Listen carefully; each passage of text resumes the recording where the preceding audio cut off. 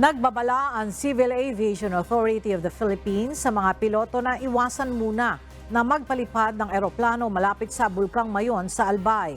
Ito ay matapos na nangyaring phreatic eruption o ang mahinang pagsabog ng bulkan dakong alas 4:37 ng hapon ng linggo.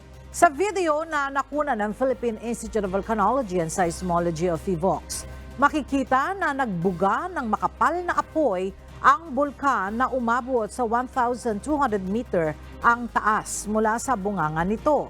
Mayroong ring na italang mga rockfall at pyroclastic density currents. Base sa monitoring ng PHIVOLCS, tumagal ng 169 seconds ang mahinang pagsabog ng bulkan.